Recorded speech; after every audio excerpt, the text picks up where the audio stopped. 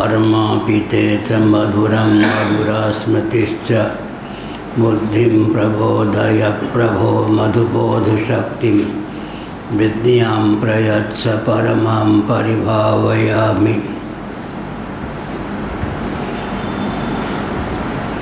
कोमलं कूजयन् वेणुं श्यामलोऽयं कुमारकः वेदवेद्यं परं ब्रह्म भासतां हृदये मम। कूजन्तं राम रामेति मधुरं मधुराक्षरम् आरुह्य कविता शाखां वन्दे वाल्मीकिकोकिलं। निगमकल्पतरोर्गलितं फलं शुकमुखादमृतद्रवसंयुतं पिबत भागवतं रसमालयं। मुहुरहो रसिका भुवि भावुकाः तृणादपि सुनीचेन तरोरपि सहिष्णुना अमानिना मानदेन कीर्तनीय सदा हरि। नारायणाखिल गुरो भगवन्नमस्ते शिवाय नमः शिवलिंगाय नमः। तन्मे मनः शिव संकल्पमस्तु सर्वे भवन्तु सुखिनः। श्री राम जय राम जय जय राम। श्री राम जय राम जय जय राम। श्री राम जय राम जय जय राम। श्री राम जय राम जय जय राम। धर्म की जय हो, अधर्म का नाश हो, प्राणियों में सद्भावना हो, विश्व का कल्याण हो, गोमाता की जय हो, गोहत्या बंद हो, भारत अखंड हो, सार्वभूत हृदय धर्म सम्राट श्री स्वामी करपात्री जी महाराज की जय हो, श्री जगन्नाथ महाप्रभु की जय हो, श्री बलभद्र महाप्रभु की जय हो, भगवती सुभद्रा देवी की जय हो। हर हर महादेव। गोविंद जय जय गोपाल जय जय। गोविंद जय जय गोपाल जय जय। राधा रमण हरि गोविंद जय जय। राधा रमण हरि गोविंद जय जय। श्री कृष्ण गोविंद हरे मुरारे। श्री कृष्ण गोविंद हरे मुरारे। ये नाथ नारायण वासुदेव। नाथ नारायण वासुदेव। गोविंद जय जय गोपाल जय जय। गोविंद जय जय गोपाल जय जय। राधा रमण हरि गोविंद जय जय। राधा रमण हरि गोविंद जय जय। गोविंद जय जय गोपाल जय जय। गोविंद जय जय गोपाल जय जय। राधा रमण हरि गोविंद जय जय। राधा रमण हरि गोविंद जय जय। गोविंद जय जय गोपाल जय जय। गोविंद जय जय गोपाल जय जय। राधा रमण हरि गोविंद जय जय। राधा रमण हरि गोविंद जय जय। श्री वृंदावन बिहारी लाल की जय। नमो माधव्य शंभो शिव शिव शिव शिव शिव शिव नारायण नारायण नारायण। श्रीमद्भागवत सप्तम स्कंध अध्याय 14, 18, 19, 20, 21। तस्मात् ब्राह्मणदेवेषु मर्त्यादिषु यथार्हता तैस्तैः कामर्यजया स्वैनं क्षेत्रज्ञं ब्राह्मणानं कुर्यादापरपक्षीयं मासि प्रौष्ठपदे द्विज श्राद्धं पित्रोर्यथा वित्तं तद्बन्धूनां च वित्तवान् अयने वपुषे कुर्यात् व्यतिपाते दिनक्षये चन्द्रादित्योपरागे च द्वादशी श्रवणेषु च तृतीयायां शुक्लपक्षे नवम्यामथ कार्तिके चतस्रेष्वप्यष्टकासु हेमन्ते शिशिरे तथा माघे चासितसप्तम्यां मघाराकाशमागमे राकया चानुमत्या वा मासाक्षाणि युतान्यपि द्वादश्यामनुराधा स्यात् श्रवणस्तिस्रवुत्तरा त्रिस्वेकादशी वारा जन्मरक्ष श्रवणयोग युक् नारायण।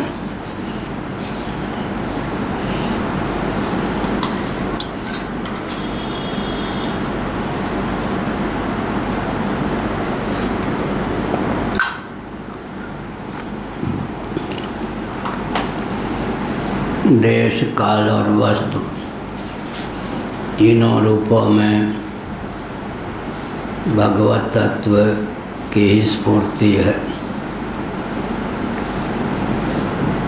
भगवान काल कवलित नहीं होते, नित्य हैं। वे परिच्छिन्न नहीं होते, विभु हैं। वस्तुअंतर विहीन नहीं होते, सर्वात्मा सर्वाधिष्ठान सर्वोपादान सर्वरूप हैं। जो अनित्य होता है काल के द्वारा कवलित माना जाता है, जो परिच्छिन्न होता है देशांतर के द्वारा कवलित माना जाता है, जो सर्वाधिष्ठान सर्वोपादान सर्वरूप नहीं होता वस्तुअंतर के द्वारा कवलित माना जाता है। लेकिन भगवान सर्वकाल में सर्वदेश में सर्ववस्तु में विद्यमान हैं। सर्वकाल सर्वदेश सर्ववस्तु के रूप में भी भगवान ही स्फुरित हैं। इस तथ्य का विज्ञान होना चाहिए। साथ ही साथ वे हमारे अर्थात हम जीवों के आत्मीय ही नहीं अपितु साक्षात आत्मा स्वरूप भी हैं। काल में भी उत्कर्षापकर्ष आरंभ में ख्यापित किया गया है। देश में भी उत्कर्षापकर्ष है। देश का अर्थ होता है स्थान। वस्तु में भी उत्कर्षापकर्ष है। उत्कृष्ट देश काल और वस्तु का लंबन लेकर भगवत तत्व का यजन भजन समाराधन करने पर व्यक्ति का पूर्ण कल्याण होता है। कालांतर में यह बुद्धि उदित होती है कि सर्वदेश सर्वकाल सर्ववस्तु में भगवान की विद्यमानता है। सर्वदेश सर्वकाल सर्ववस्तु के रूप में भगवान ही स्फुरित हैं। इस तथ्य को यहाँ उद्भाषित किया गया है।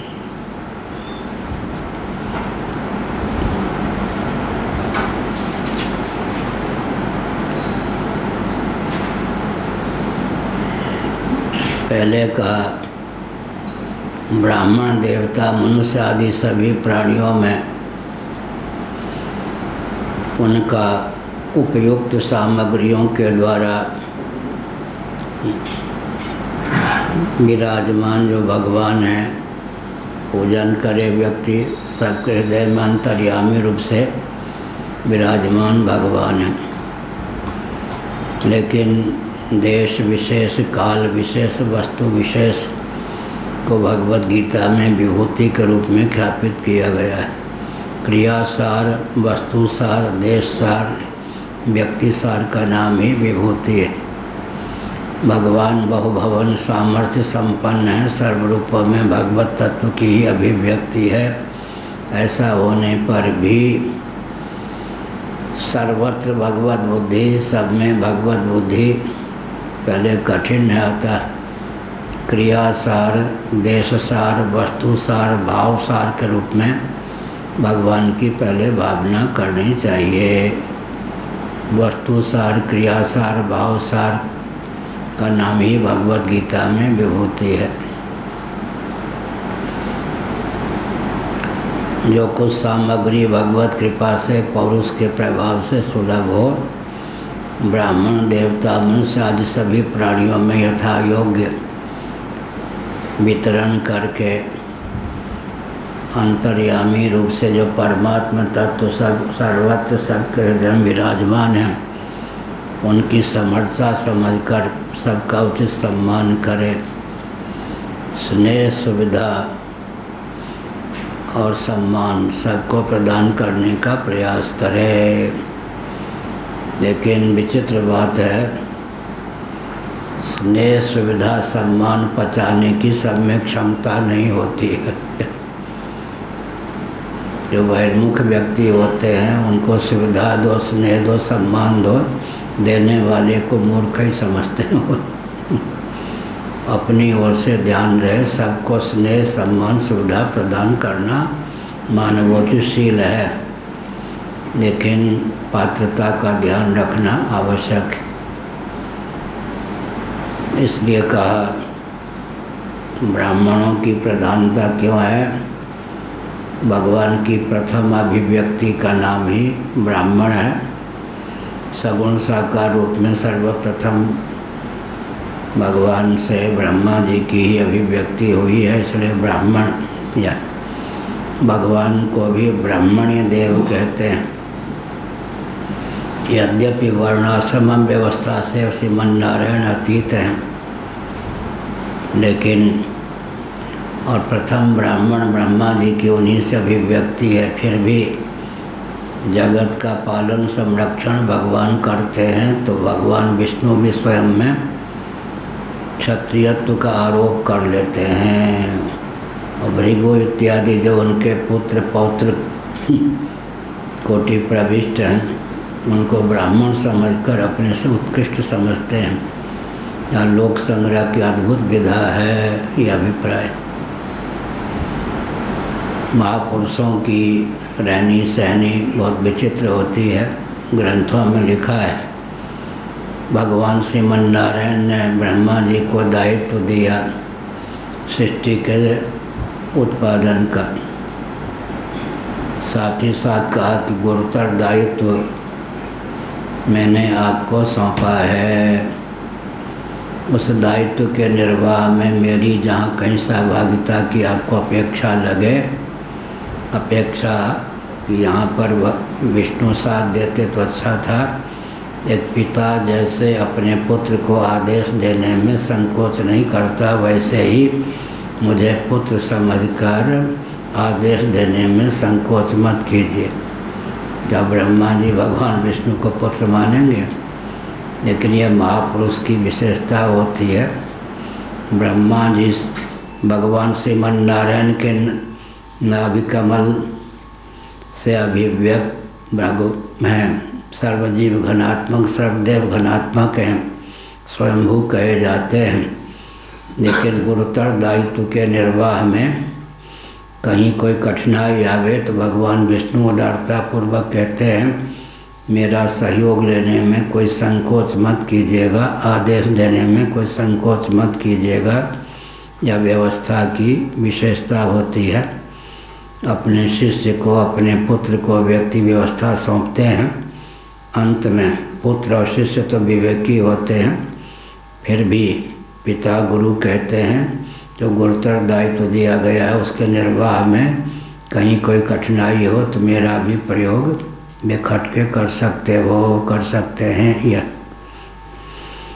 काल विशेष, देश विशेष, देश माने स्थान, वस्तु विशेष के द्वारा इन सब को भगवान की अभिव्यक्ति विभूति समझकर भगवान की समर्चा करनी चाहिए। इनमें भगवत बुद्धि हो, इनका लंबन लेकर भगवान की आराधना हो। कुर्यादा पर पक्षीयम मासी पौष्ठपदे द्विज साध्यम कृत्योर्यथा वित्तम तदबंधूनां च वित्तवान यथा वित्तम वित्तवान। बहुत बढ़िया कहा। जो धनी द्विज हैं, द्विजन्मा ब्राह्मण आदि को द्विजन, ब्राह्मण क्षत्रिय वैश्य, माता के गर्भ से उत्पन्न होना है एक जन्म, उसके बाद संस्कार के द्वारा दूसरा जन्म होता है, इसलिए द्विजन्म। जैसे द्विज दांत को भी कहते हैं, दुद्धि दांत समाप्त हो जाए फिर स्थिर दांत की उत्पत्ति होती है। ऐसे ही माँ के गर्भ से उत्पन्न हुए, लेकिन ब्राह्मणोचित, क्षत्रियोचित, वैश्योचित संस्कार से संपन्न जीवन हो, तदर्थ यज्ञोपवीत आदि का जो समय पर विधिवत संपादन होता है, उससे दूसरे जन्म की प्राप्ति होती है। कर्ण को पता था कि अर्जुन मेरा छोटा भाई है, अर्जुन को पता नहीं था कर्ण मेरे बड़े भाई। भगवान सूर्य के अंश से ही कुंती ने कर्ण को प्रकट किया था, दुर्वासा जी के द्वारा प्रदत्त मंत्र के प्रभाव से।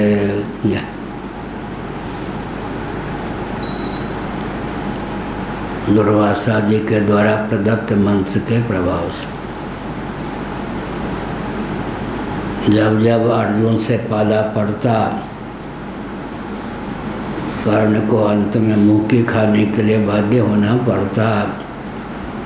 नभोमंडल की ओर निहार कर, सूर्य का ध्यान कर या सूर्य का दर्शन कर अपनी ग्लानि को दूर करने का प्रयास कर्ण करते हैं। क्यों? आप के द्वारा मेरी अभिव्यक्ति हुई, मैं आपका अंश हूँ, पुत्र हूँ। तथापि भविष्य गति से पांडु का पुत्र में सिद्ध हुआ। क्षत्रियोचित संस्कार से वंचित हो जाने के कारण अर्जुन के सामने मुक्की खाने के लिए बाध्य होना पड़ा। कदाचित मुझे क्षत्रियोचित संस्कार सुलभ होता, कुंती मेरी माँ बहा न देती, तो मैं अर्जुन को क्या गिनता। लेकिन अर्जुन के सामने मुक्की खाने के लिए बाध्य इसलिए होना पड़ता है, क्षत्रियोचित संस्कार से मैं वंचित रह गया। आजकल ब्राह्मण, क्षत्रिय, वैश्य कुल में जन्म होने पर भी ब्राह्मणोचित, क्षत्रियोचित, वैश्योचित संस्कार सुलभ न होने के कारण पतन ही हो रहा है। सांस्कृतिक धरातल पर तो स्वतंत्र भारत में पतन ही परिलक्षित हो रहा है। हम स्वतंत्रता के पूर्ण पक्षधर हैं, परंतु स्वतंत्रता के बाद जितना उन्माद भारत में बढ़ा है, उतना उन्माद परतंत्र भारत में नहीं था। वर्णाश्रम व्यवस्था परतंत्र भारत में सुलभ थी। स्वतंत्र भारत में ऐसे राजनेताओं के हाथ में देश आया जो वर्णाश्रम व्यवस्था के प्रति अत्यंत विद्वेषपूर्ण भाव से समन्वित थे। अंग्रेज़ों की कूटनीति, पाश्चात्य देश के षड्यंत्रकारियों की कूटनीति स्वतंत्र भारत के राजनेताओं पर सर्वाधिक पड़ी। उनकी आधुनिक विधा से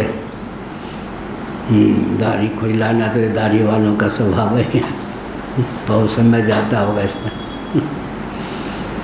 स्वतंत्र भारत में हमको उस ढंग के संस्कार संपन्न व्यक्ति नहीं दृष्टिगोचर होते जिस ढंग के व्यक्ति परतंत्र भारत में होते थे। स्वतंत्रता के बाद संस्कृति अक्षुण्ण रहती। संस्कृति में जो ह्रास हुआ था परतंत्र भारत में, उसका अपनोदन होता तो सोने में सुगंध। लेकिन सांस्कृतिक धरातल पर अपकर्ष ही देश को प्राप्त हुआ है। क्योंकि अंग्रेज़ों की दुरभिसंधि कूटनीति ऐसी कि हमको इस प्रकार के राजनेता सुलभ नहीं हुए जो भारत को भारत के रूप में उद्भाषित करने की भावना से भावित होते, तदर्थ प्रयास करते, यह अभिप्राय। काल विशेष, देश विशेष, वस्तु विशेष। काल जासु को दंड, भगवान का जो धनुष है वो काल है। ये विद्युत का आविष्कार इस ढंग से हुआ है तो बहुत अच्छी बात है, लेकिन विद्युत का दुरुपयोग करने के कारण दिन और रात्रि की विभाजक रेखा प्राय विगलित हो गई। जिन कृत्यों का संपादन दिन में ही होना चाहिए उन कृत्यों का संपादन रात्रि में भी हो जाता है। इससे विस्फोट होता है। दिन और रात्रि में अंतर है। हाँ, रात्रि में कोई दही पाले तो बुद्धिमंद हुए बिना न रहे, और दिन में दही पावे तो बुद्धि तीक्ष्ण हो। रात्रि में दही पाले तो हाँ, ये बात इसको जच गई। रात्रि में कोई दही पावे तो बुद्धिमंद होती है, रात्रि में कोई सत्तू पाले तो बुद्धिमंद होती है। अब क्षेत्र है मिथिलांचल में तो निमंत्रण में रात्रि में खूब दही पवाते। कदाचित रात्रि में वहाँ के व्यक्ति दही नहीं पाते तो पता नहीं कितनी तीक्ष्ण बुद्धि होती। रात्रि में दही पाने से बुद्धि मंद होती है, रात्रि में सत्तू पाने से बुद्धि मंद होती है। ग्रह नक्षत्र आदि का दिन रात्रि का प्रभाव वस्तुओं पर भी पड़ता है, यह अभिप्राय। इसीलिए ये कहा धनी ब्राह्मण क्षत्रिय वैश्यों तो धन के अनुसार आश्विन मास के कृष्ण पक्ष में माता पिता तथा उनके बंधुओं पितामह मातामह आदि का भी महालय श्राद्ध करना चाहिए। श्राद्ध श्रद्धा से समन्वित होकर तो देह त्याग कर चुके हैं पिता पितामह मातामह मातामही, ये सब इनके निमित्त श्राद्ध करना चाहिए। अभिमत सामग्री के रूप में श्राद्ध की सामग्री उन तक पहुंचती है जिस योनि में पूर्वज होते हैं। विधिवत उनके निमित्त श्राद्ध का संपादन होने पर इस योनि का आहार बनकर वो सामग्री उन तक पहुंचती है। यह इसलिए श्राद्ध इत्यादि का खंडन नास्तिकता के वशीभूत होकर नहीं करना चाहिए। श्राद्ध इत्यादि हरिद्वार में मैं कई महीने रह चुका हूँ, ऋषिकेश में भी रह चुका हूँ, बद्रीनाथ आदि में भी। वहाँ तो हम देखते हैं कि बस सब लाए, गंगा जी के तट पर दाह कर दिया और अपने को शुद्ध समझ के चले गए। विडम्बना बहुत। मरने पर आजकल शोक भी नहीं होता लोगों को, श्मशान में भी हंसी मजाक करते रहते हैं। ये महायांत्रिक युग में शोक का अपहरण बिना ज्ञान के ही हो गया। एक डॉक्टर अवकाश प्राप्त सिविल सर्जन थे दयानंद, मुजफ्फरनगर दिल्ली वहाँ पर है उत्तर प्रदेश में। वो कहते थे महाराज किसी को उपदेश मत दीजिए कि आत्मा अमर है। ऐसे क्यों? हम कार से जाते हैं, हमको लोग हाथ देते रुकिए, वो स्वयं नहीं रुकते पैदल चलने वाले। यहाँ तक कि ट्रेन आ रही होती है, क्यों करते हैं? ट्रेन ही रुक जाए भले वो कट जाए, वो ट्रेन को भी हाथ देते हैं। मौत से कोई डरता ही नहीं। इनको अगर आप कहेंगे कि आत्मा अमर है तो उपद्रव की पराकाष्ठा हो जाएगी। वो कहते थे क्योंकि तमोगुणी व्यक्ति फिर मरने से डरता नहीं। या तो तत्व ज्ञान के बल पर व्यक्ति को मृत्यु का भय नहीं प्राप्त होता है, या तमोगुण की प्रगल्भता के कारण मृत्यु का भय नहीं प्राप्त होता है।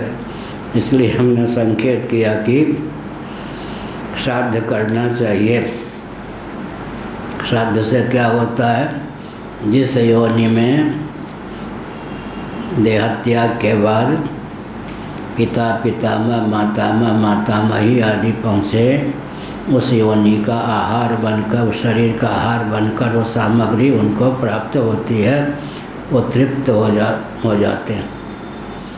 शास्त्रों में लिखा है कि अपने जीवन काल में इतना पुण्य संपादित कर ले कि बेटे पोते आदि नास्तिक भी हों वो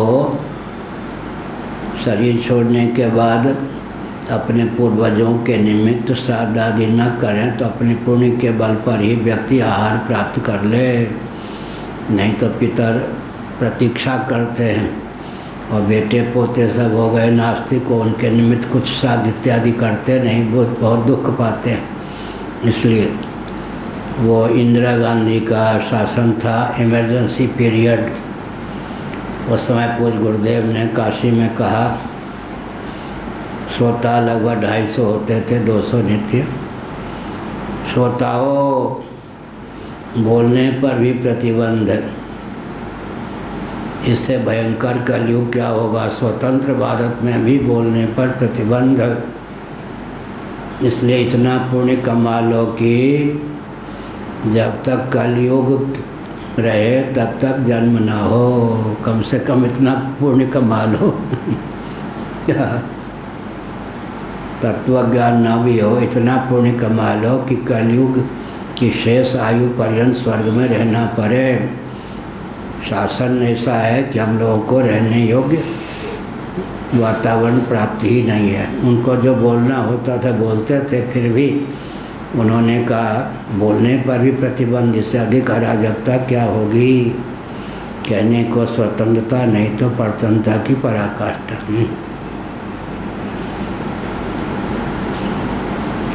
7 नवंबर 1966 को गोली कांड हुआ। मेरी आंखों के सामने की बात है। दिल्ली में लाल किला से लेकर जंतर मंतर पार्लियामेंट तक 10 लाख व्यक्ति कम से कम थे। और मैंने अपनी आंखों से देखा है, गुजरात की उन माताओं को देखा है जिनके गोद में 6-6 महीने 7-7 महीने के बच्चे थे। उन्होंने कल्पना नहीं की होगी कि बच्चे गोली से भून दिए जाएंगे, मैं भी मर जाऊंगी या मैं मर जाऊंगी तो बच्चों का क्या होगा, बच्चे के साथ मर सकती हूँ। गोली चलवा दी गई मेरी आंखों के सामने। आतंकवादियों को पहले से ही प्रशिक्षण दिया गया था, गो भक्तों को भुनवा दिया गया। एक एक नेता विप्लवकारी हुए हैं, वेदनापूर्वक मैं बोल रहा हूँ। उस समय विनोबा जी ने प्रतिकूल टिप्पणी कर दी थी, इससे शासन तंत्र का मनोबल और बढ़ गया। कालांतर में विनोबा जी गोरक्षा के लिए अनशन पर बैठे। देवी जी ने क्या कहा, इंदिरा जी ने, वैसे तो मैं आपको चाचा मानती थी, लेकिन जेल के शिकंजे में सर के मरना हो तो गोरक्षा की बात करो। अंत में जेल में मरनी पड़ा शिकंजे में सर के। ऐसे ऐसे नेता गोद्रोही। एक नेता को पद्मश्री की उपाधि दी गई है शरीर छूटने के बाद, जिसने राम भक्तों को गोली से भुनवाया। क्या राष्ट्रपति, क्या प्रधानमंत्री, ये सब लुल्लू चुप्पू, ताकि सपा इत्यादि का समर्थन भी इनको मिल जाए। इससे ज़्यादा दीनता, दरिद्रता, दिशाहीनता नेताओं की क्या होगी। बहुत निकट बात है। जिस व्यक्ति ने राम भक्तों को भुनवाया, उस व्यक्ति को पद्मश्री की उपाधि, देश को स्वतंत्र देश है समझना चाहिए। क्या अराजकता को प्रोत्साहन देना ये राष्ट्रपति का, प्रधानमंत्री का काम है क्या। लेकिन वही सपा वाले भी संतुष्ट हो जाए, कोई आदर्श है ही नहीं। जिस व्यक्ति ने राम भक्तों को गोली से भुनवाया, उस व्यक्ति को पद्मश्री की उपाधि देना। शरीर छोड़ने के 3 वर्ष पहले उसने कहा था, यदि मैं राम भक्तों को गोली से नहीं उड़वाता तो मुसलमानों का कृपा पात्र होकर मैं मुख्यमंत्री नहीं होता और मेरा बेटा मेरे नाम पर मुख्यमंत्री नहीं होता। उस अराजक तत्व को भी देश में पद्मश्री की उपाधि दी जाती। किसी को सम्मान मिले मुझे कष्ट नहीं होता क्या, लेकिन जिसने राम भक्तों को गोली से बुनवाया उसको पद्मश्री की उपाधि, क्या देश में प्रधानमंत्री, क्या देश में राष्ट्रपति, कुछ लगता नहीं है कि शासन है। लेकिन ऐसे प्रधानमंत्री पूरे विश्व में पूज भी जाते हैं। कुछ गुण भी होता है, कुछ दोष भी होता है। सांस्कृतिक धरातल पर तो भारत के अनुकूल प्रधानमंत्री सुलभ ही नहीं हुआ है प्रायः। लाल बहादुर शास्त्री जी अच्छे थे, लेकिन ताशकंद वार्ता में खाने चित्त हो गए। इसलिए ये जो प्रजातंत्र के नाम पर उन्माद तंत्र है, यह जब तक शिथिल नहीं होगा, शांत नहीं होगा, तब तक देश का सचमुच में संस्कृति के अनुसार कल्याण होगा नहीं। इतना ही कहना आवश्यक। कुर्यादा पर पक्षीय मासी पौष्ठ पदे द्विजा श्राद्धम पित्रोर यथा वित्तम तदबंधूनाम च वित्तवान। भगवत कृपा से, पुण्यों के प्रभाव से, पौरुष के प्रभाव से धन सुलभ हुआ हो तो आश्विन मास के कृष्ण पक्ष में माता पिता तथा उनके बंधुओं, पितामह मातामह आदि का भी महालय श्राद्ध करना चाहिए। इसके अतिरिक्त कहा तृतीयायाम शुक्ल पक्षे नवम्याम मत कार्तिके अयन कर्क एवं मकर की संक्रांति का नाम विपुष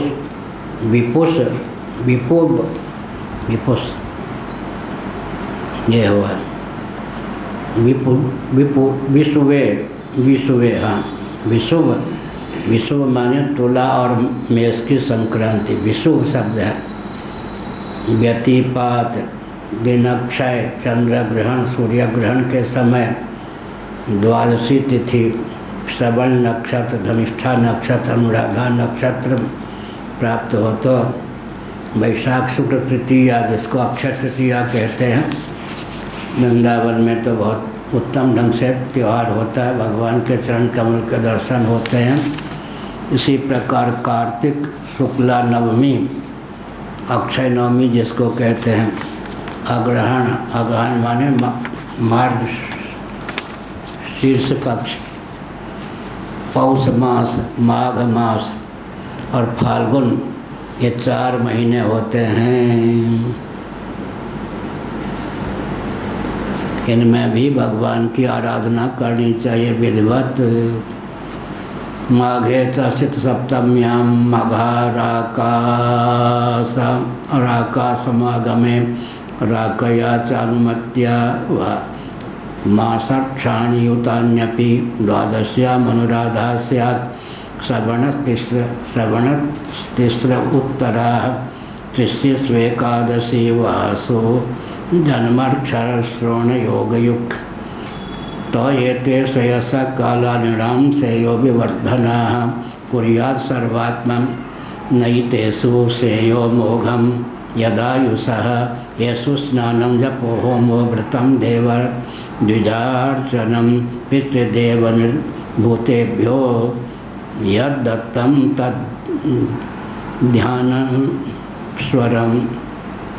तद्ध्यानस्वरम यह हुआ। संस्कार कालो जाया अपत्यस्यात्मनस्तथा प्रेत संस्था मृता कर्मण्यभ्युदये नृपा। राजन युधिष्ठिर जी को प्रबोधित करते हुए नारद जी ने कहा,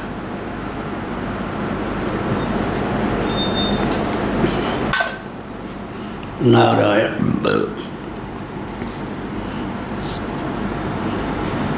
अक्षय नवमी, अगहन, मार्गशीर्ष, पौष, माघ और फाल्गुन, इन 4 महीनों में कृष्णाष्टमी, माघ शुक्ला सप्तमी, माघ की मघा नक्षत्र से युक्त पूर्णिमा, प्रत्येक महीने की पूर्णिमा जो अपने मास नक्षत्र चित्रा, विशाखा, ज्येष्ठा आदि से युक्त हो। विशाखा, वैशाख, जिस नाम पर, जिस नक्षत्र के नाम पर, जिस मास का नाम पड़ा है, अगर उसी नक्षत्र में पूर्णिमा हो तो सोने में सुगंध कहा जाता है। ज्येष्ठा से ज्येष्ठ, विशाखा से वैशाख, या चित्रा से चैत्र। एक ग्रंथ में हमने विस्तार पूर्वक ज्योतिष के आधार पर लिखा भी है। चाहे चंद्रमा इन नक्षत्रों में पूर्ण हो या पूर्ण, विधिवत उनकी आराधना करे। द्वादशी तिथि का अनुराधा नक्षत्र हो, श्रवण नक्षत्र हो, उत्तरा फाल्गुनी हो, उत्तराषाढ़ा हो, उत्तरा भाद्रपदा हो के साथ योग हो। एकादशी तिथि का तीनों उत्तरा नक्षत्रों से योग हो अथवा जन्म नक्षत्र या श्रवण नक्षत्र का योग हो, तब ये सब जो समय हैं पितरों के श्राद्ध के योग्य माने गए हैं, श्रेष्ठ हैं। पितरों के निमित्त श्राद्ध अवश्य करना चाहिए, इससे पितर संतुष्ट होते हैं। वंश परंपरा फलती फूलती है, धन वैभव से युक्त व्यक्ति का जीवन होता है। कला से सुदूर परिवार में धर्मराज रामराज की प्रतिष्ठा का बानक बनता है। यहाँ तक कि ये सब जो योग हैं, जिन तिथियों का महीना इत्यादि का उल्लेख किया गया, श्राद्ध के लिए ही नहीं सभी पुण्य कर्मों के लिए उपयोगी हैं। तो समय का भी प्रभाव पड़ता है। दिति पतिव्रता थी, लेकिन सूर्यास्त के समय उसने अपने पति को स्पर्श करने के लिए मना करने पर भी बाध्य किया। इस प्रमाद के कारण उसने हिरण्यकश्यप हिरण्याक्ष नामक 2 आतंकवादियों को जन्म दिया। अब न जाने घर घर में कितने आतंकवादी पैदा होते होंगे क्या पत्नी के स्पर्श इत्यादि का समय जो शास्त्रों में निर्दिष्ट है, उसका अतिक्रमण करके पत्नी का स्पर्श करेंगे तो आतंकवादी ही जन्म लेंगे। इसलिए गुरुत्व युक्त जो चुंबक है उसका सम्मुख और सानुकूल संयोग प्राप्त हो, जंग आदि कालु से दोषों से विनिर्मुक्त लोहा को तो चुंबक की ओर समाकृष्ट वे बिना हुआ नहीं रहता। इसी प्रकार जिन माता पिता में, जिस पितर में जिस प्रकार के जीव को जन्म देने की क्षमता होती है, उसी प्रकार के जीव आकृष्ट होकर बेटा या बेटी, पुत्र या पुत्री के रूप में जन्म लेते हैं। यह तो सनातन धर्म है।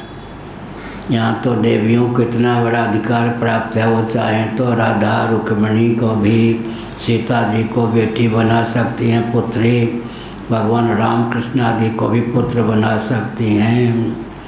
सनातन धर्म में स्थान्वित मातृशक्ति चाहे तो परमात्मा को भी लाला बना दें, भगवती को भी लाली के रूप में जन्म दें। प्रबुद्ध योगा भ्रष्ट जो हैं उनको भी जन्म देने में समर्थ है।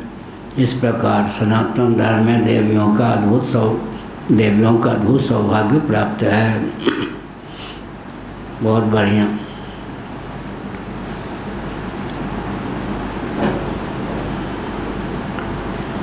इन तिथियों में पूरी शक्ति लगाकर शुभ कर्म करना चाहिए, इससे जीवन सफल होता है।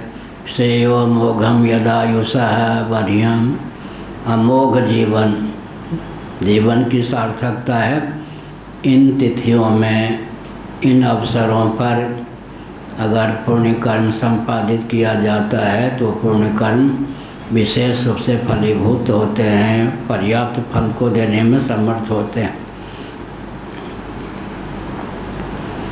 एषु स्नानं जपो होमो व्रतं देवद्विजार्चनं, पितृदेवनिर्भूतेभ्यो यद्दत्तं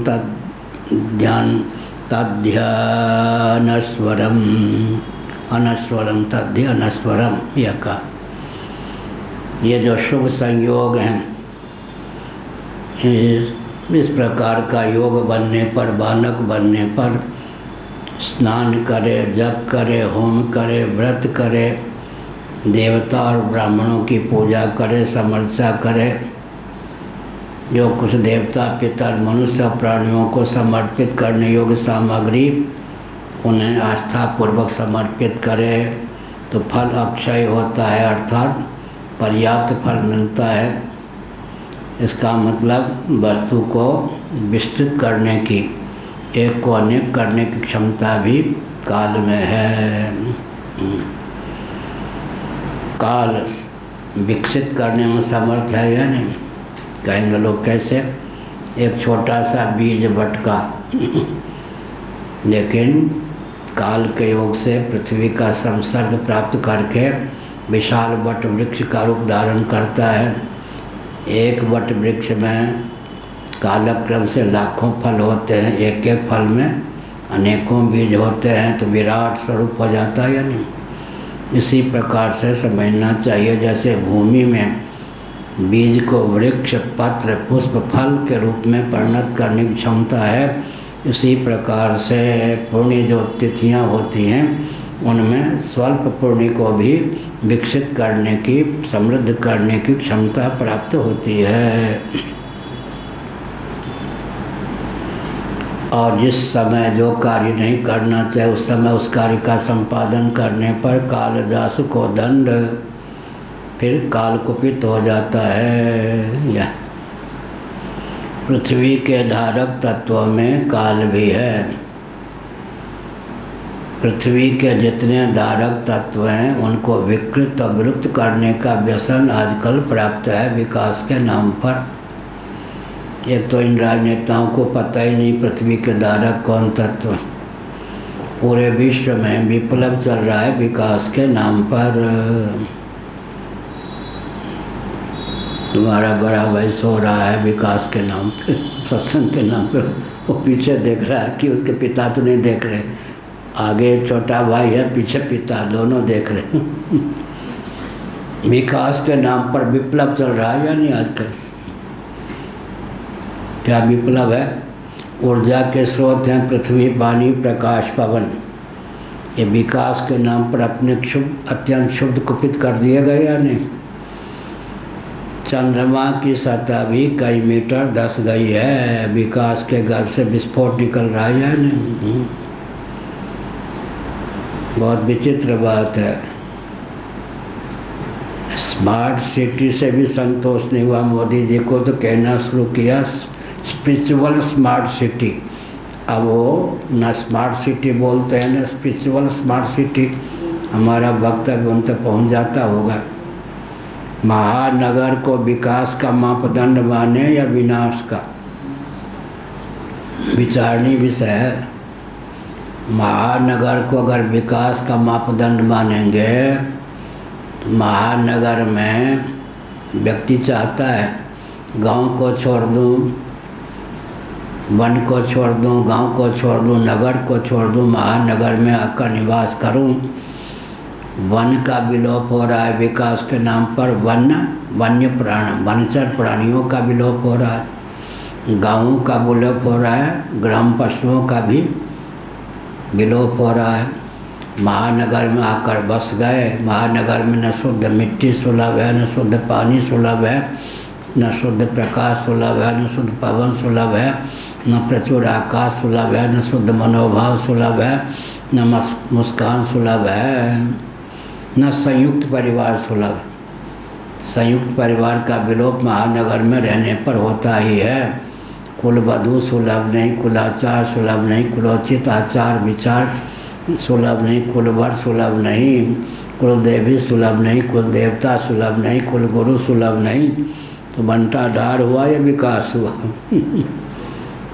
संतान उत्पन्न करने और भोजन करने की मशीन बना देना आजकल यही पूरे विश्व में विकास की परिभाषा है, जो कि विनाश है। मानव जीवन केवल भोगायतन ही नहीं, ज्ञानायतन भी है, कर्मायतन भी है। आजकल विकास के नाम पर मानव जीवन को भोगायतन बनाया जा रहा है। अर्थात हमारा आपका जीवन कर्मायतन भी है, भोगायतन भी है, ज्ञानायतन भी है। बहुत विचित्र बात।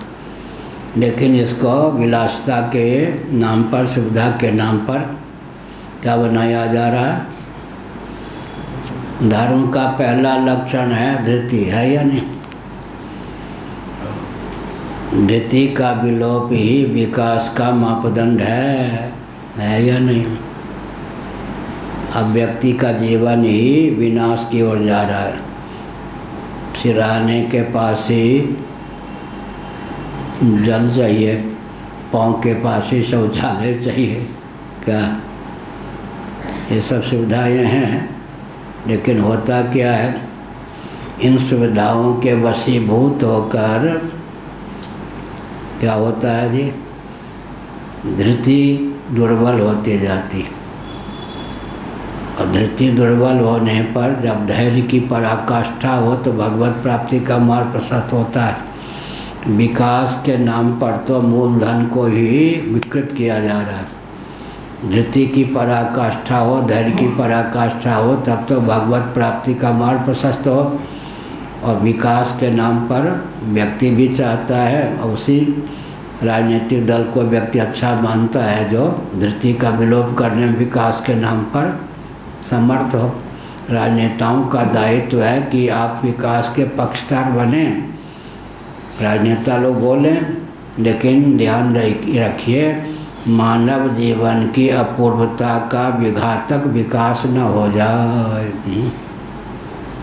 अंत में बहुत ध्यान रखने योग्य बात है, प्रभाव पड़ता ही है। सृष्टि की संरचना का जो प्रयोजन है और मानव जीवन की सार्थकता जिसमें सन्निहित है, उसको समझकर ही विकास को परिभाषित और क्रियान्वित करने की आवश्यकता है।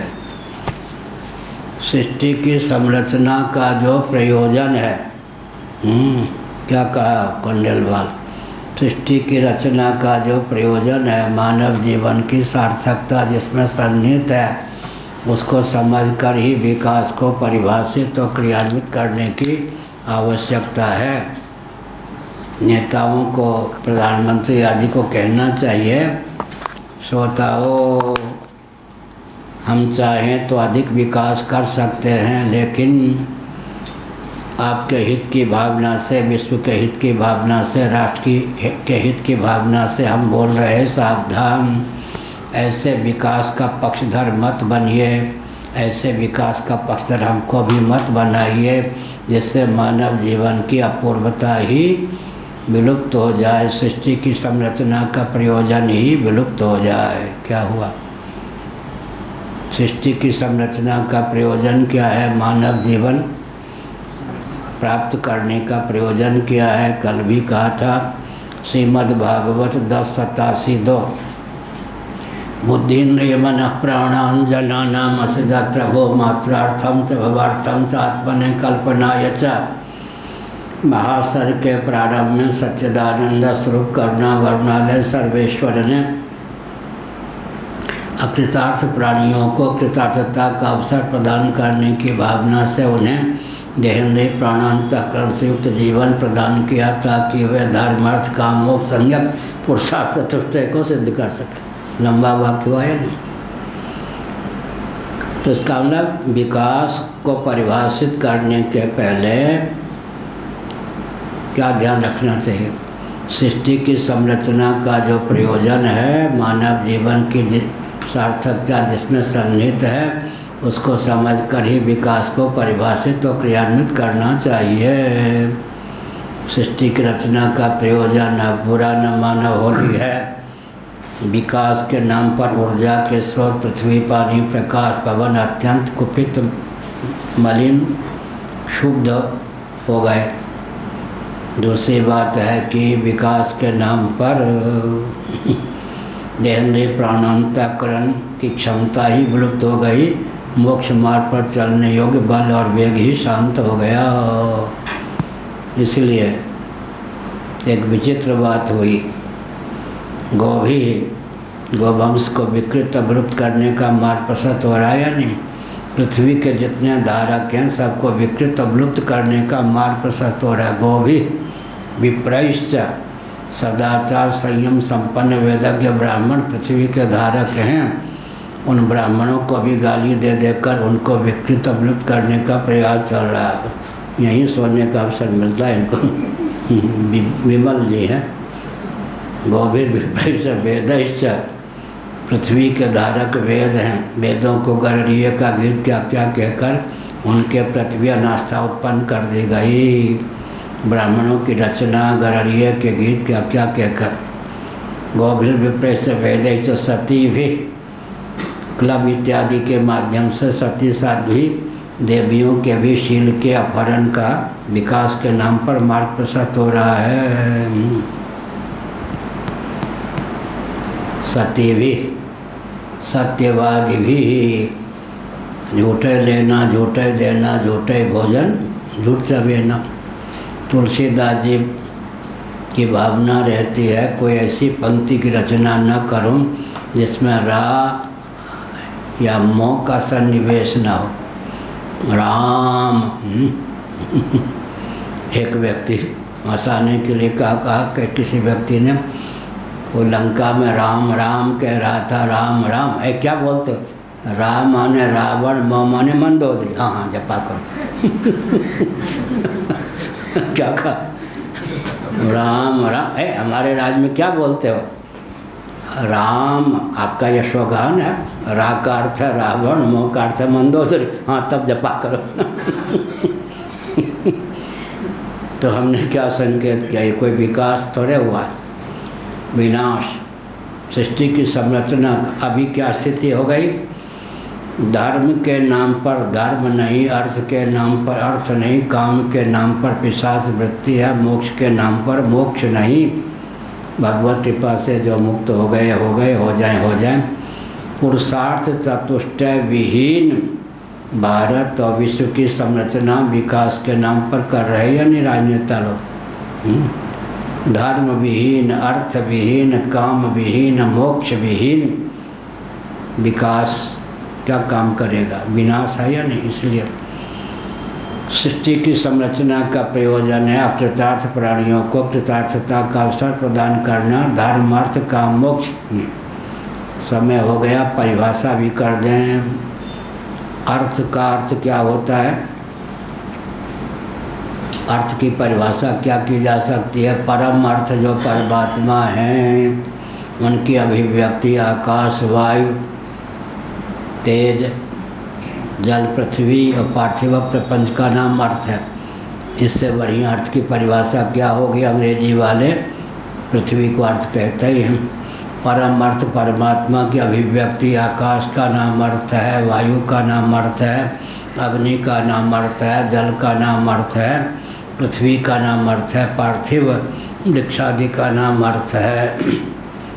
काम किसको कहते हैं? अर्थ की परिभाषा बहुत संक्षिप्त क्या है? भोग्य सामग्री का नाम अर्थ है। जैसे पानी पीने पर प्यास की निवृत्ति होती है तो पानी का नाम अर्थ है, भोग्य सामग्री का नाम अर्थ है। काम क्या है? भोग्य सामग्री के सेवन से जो पुष्टि तृप्ति की अनुभूति होती है उसी का नाम काम है। पानी पीने पर जो प्यास की निवृत्ति होती है, देहेंद्रीय प्राणांतकरण में बल का संचार होता है, अंत में तृप्ति होती है, उसी का नाम क्या है? काम। धर्म किसको कहेंगे? विषय के अर्जन उपभोग की वह विधा जो विषय किंकरता से मुक्त रखकर जीवन को इतना स्वस्थ और दिव्य बनावे जिससे भगवत तत्व का परिमार्गन या अनुसंधान हो सके, उसका नाम धर्म है। सब परिभाषा अपनी बनाई हुई और शास्त्र के विरुद्ध है। धर्म का अर्थ क्या होगा? इस ढंग से धर्म को परिभाषित करेंगे कोई नास्तिक श्रवण भी खंडन नहीं कर सकता। भोग्य पदार्थों के समर्जन उपभोग की वह विधा जो विषय किंकरता से मुक्त रख करके जीवन में इतना बल और वेग भर सके कि जो जगत का मूल कारण है, भगवत तत्व है, परमात्मा तत्व है, उसके अनुशीलन अनुसंधान का बल और वेग सुलभ हो, उसी का नाम है धर्म। मोक्ष क्या है? अनात्म वस्तुओं के अनुरूप आत्ममान्यता का त्याग कर आत्मा को आत्मा के अनुरूप समझकर तदनुरूप स्थिति का नाम मुक्ति है।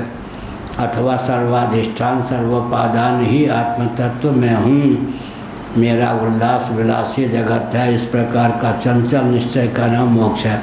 श्री राम जय राम जय जय राम। श्री राम जय राम जय जय राम। हम हिंदू राष्ट्र बनाएंगे,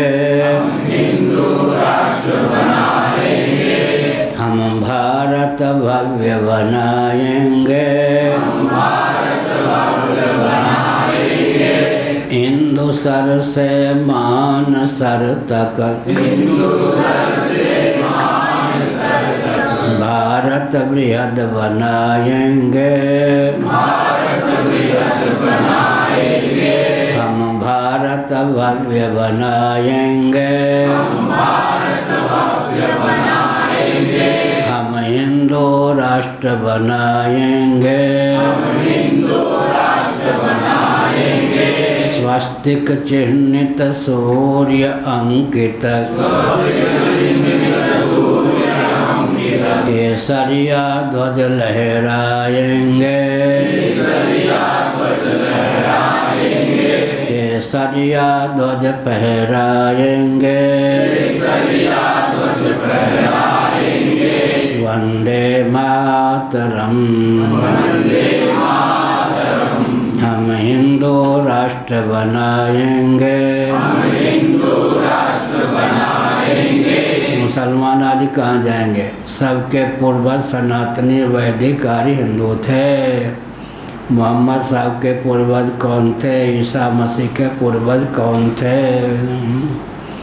सबके पूर्वज सनातनी वैदिक आर्य हिंदू थे। बृहदारण्यक उपनिषद के अनुसार श्रीमन नारायण के नाभि कमल से सर्वदेव घनात्मक सर्वजीव घनात्मक ब्रह्मा जी का प्रादुर्भाव हुआ। ब्रह्मा जी ने योग बल से स्वयं को मनु शत्रुपा के रूप में व्यक्त किया। शत्रुपा ने योग बल से स्वयं को 84 लक्ष योनियों में संभावित स्त्रियों के रूप में व्यक्त किया। मनु जी ने योग बल से स्वयं को 84 लक्ष योनियों में संभावित पुरुषों के रूप में व्यक्त किया। भागवत आदि के अनुसार कश्यप मरीचि इत्यादि महर्षियों के धर्मपत्नियों के गर्भ से देवता धनुज आदि ही नहीं तरुलता गुल्म आदि स्थावर प्राणियों की भी अभिव्यक्ति हुई। सबके पूर्वज सनातनी वैदिक आर्य हिंदू थे। अपने पूर्वजों के मार्ग पर चलने गौरव की बात है। वो सकल विद्या और कला में निष्णात थे। अब तो लहर चल पड़ी है। मुसलमान घर की लड़कियां भी बेखटके हिंदू हूँ हिंदू हूँ हिंदू हूँ। क्या यहाँ मातृशक्ति का भी पूरा सम्मान। झांसी की रानी युद्ध करने में पारंगत थी या नहीं? भगवती सीता ने मोर्चा संभाला, शास्त्र मुख रावण का उद्धार किया। युद्ध करने में भी स्वास्थ्य और शील की रक्षा का ध्यान रखकर मातृशक्ति हर क्षेत्र में विकसित हो सकती है। सनातन से दो ही शर्त है, स्वास्थ्य और शील का विरुद्ध अनुकूल किसी भी क्षेत्र में सनातन धर्म में मातृशक्ति के प्रवेश का निषेध नहीं है। हर हर महादेव।